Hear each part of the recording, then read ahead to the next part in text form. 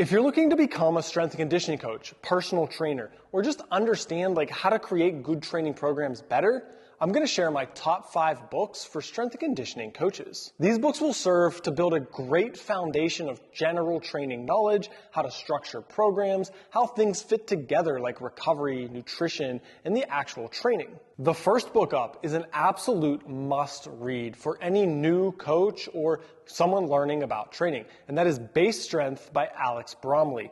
This book is a complete masterclass in how to build a training program, taking somebody from beginner, never worked out before, all the way to advanced. It's also incredibly engaging. He does an amazing job telling a story of a lifter who's getting off the couch for the first time going to the gym and what they should do. And then what they should do to progress that is, a couple of weeks or months have gone by and soreness has subsided and they kind of need that boost to their training.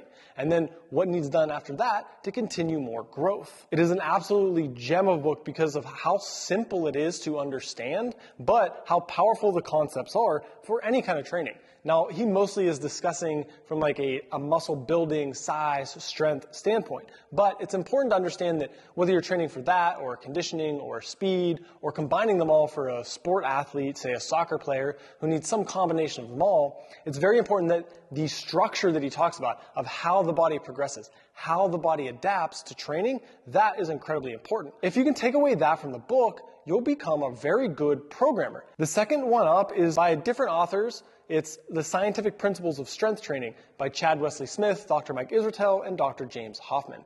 This book takes kind of the similar concepts from Bast Strength, and it completely expands them, dives deeper, goes more scientific, really explains the structure of what's happening inside the body and how to adapt training programs from beginner to intermediate to advanced.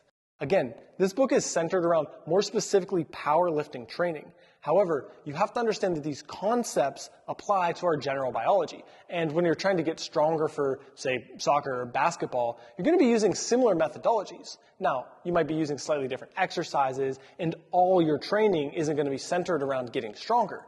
But the general concepts are still applying. And these concepts and the structure of the program and how the body adapts, again, applies to other biological systems, be it speed training, hypertrophy, conditioning, and again, combining them all into a structure for, say, a general sport athlete. I would also recommend checking out on the Juggernaut Training Systems YouTube channel, which I'll link in the description, their Scientific Principles of Strength Training playlist. They have a 7-video series covering the scientific principles, and while it's not as in-depth and deep as the book, I'd actually suggest watching those videos first because they're incredibly educational on their own, and it'll give you a good foundation for when you actually read the book. My book number 3 is The Talent Code by Daniel Coyle. This book is tremendous for teaching you how to teach. This is a true coaching book from more of a skills perspective than, say, something like a strength conditioning coach where we're talking sets, reps, exercises, periodization models. This book is tremendous for both those kind of coaches, but also general sport coaches and really helping teach athletes skills. This is especially true if you're working at the junior high or high school level, where oftentimes the athletes are maybe still a little bit clumsy, they're not incredibly coordinated, they're very new to the sport possibly, and some of the kids just are going to have trouble getting certain things, certain skills. Understanding how the mind actually learns, how the body actually learns is incredibly important.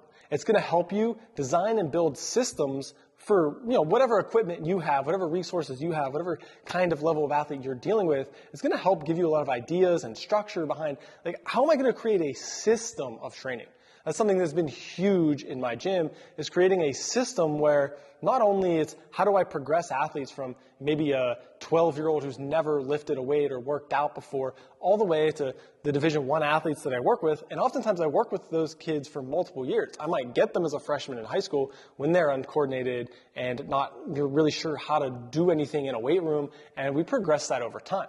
It's been incredibly valuable having that system. It's also helped me build a good, strong community where these older athletes are helping the younger athletes because everything we do is built on top of a progressive system. It's made to be a little bit fun, to be a little bit engaging, to have kind of point systems and rewards and just all kinds of other incentives built into the structure of how I train people.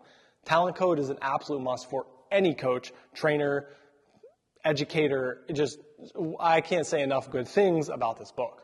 My number 4 recommendation does have a little bit of a caveat, which I'll get to in a moment, but it is How Much Should I Train by Renaissance Periodization, written by Dr. Mike Israetel and Dr. James Hoffman.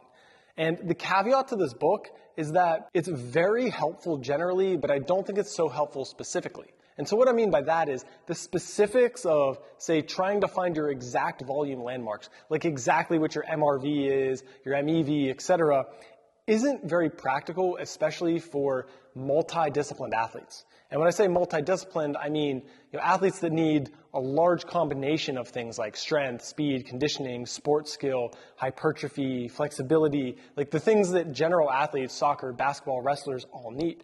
Whereas it can be a little bit more I think theoretically tenable for, say, a bodybuilder or a powerlifter when their number one focus is like one thing that they have all year to train around and create plans and cycles. So I just want to say that when you're reading this book, don't get so lost in like, oh my God, this is going to be so crazy. I'm going to have to find all these exact numbers for these athletes. You're not going to have to do that. It's not productive for sport athletes. And that's just one thing that I warn about. However, this book is tremendous. Again, giving you an overall visual of how training works, how the body adapts, that there are certain levels of training, right? There's a certain level of training where if you did it, it would be so little you wouldn't get any better. And there's also this level of training that's so much that you would either get hurt, not be able to recover. Again, you're not going to improve.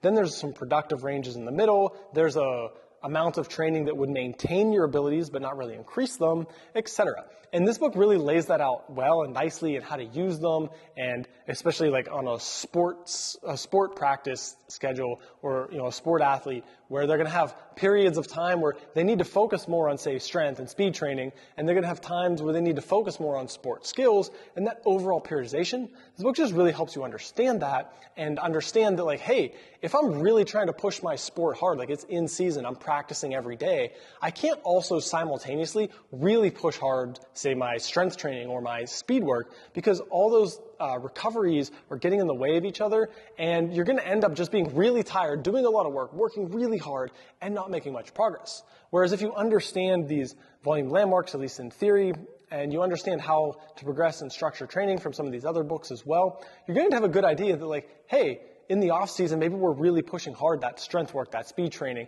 whereas closer to the season and in the season, we're really a ton of sports skill practice, and we're dropping those lifting, like we're just trying to maintain or maybe slightly improve, but we don't need to like crush it. We're not trying to add 50 pounds to our squat during the soccer season because the focus is playing soccer. Whereas in the couple months after the soccer season, more strength, more speed, building some muscle, those things are more appropriate. You give your body a little break from the sports skill and focus on those physical qualities and repeat. So again, when you read that book, just really focus on the concepts and the general ideas and how that's going to apply, rather than necessarily the specific methodology or the specific idea that like we need to find exact volume landmarks. The last book, Peak by Dr. Mark Bubbs, was a really good book in helping me understand the global approach to training. And the global approach to training is just understanding how all the pieces fit together, from, say, strength work to speed work, to nutrition, to recovery, to sport practice, to like how does nutrition change during game times, or if you have multiple games in the same day, or a long like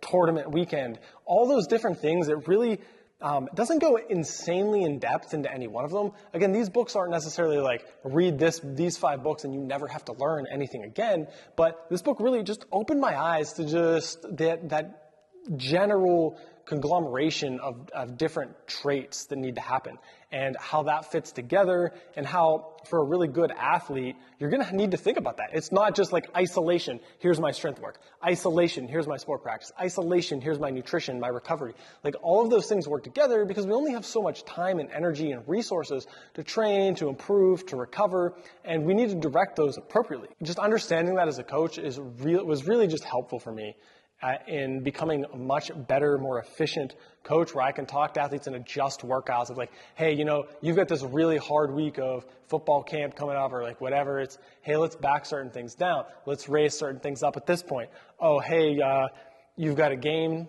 This is how we're going to change your nutrition on this day versus, say, maybe a normal, just average day of training, and all the things in between. In my opinion, these 5 books just give you a tremendous foundation of training knowledge. Well, absolutely, they're not everything you need. They're probably not the best 5 books on training. They're the 5 books that helped me the most, and just learn to not take everything as dogma when you're reading these, but look at it as a general lens and foundation. Use these books to learn general concepts and to build your foundation of training knowledge. Don't use them as absolute dogma or never changing anything or reading anything else, etc. And if you found this helpful, please subscribe and check out the rest of the videos and playlists on this channel. We have a ton of great videos on things like exercise technique, building training programs, how to warm up properly, flexibility, nutrition, recovery, and if anything else comes to your mind that we don't have, leave a comment and we'll get to it.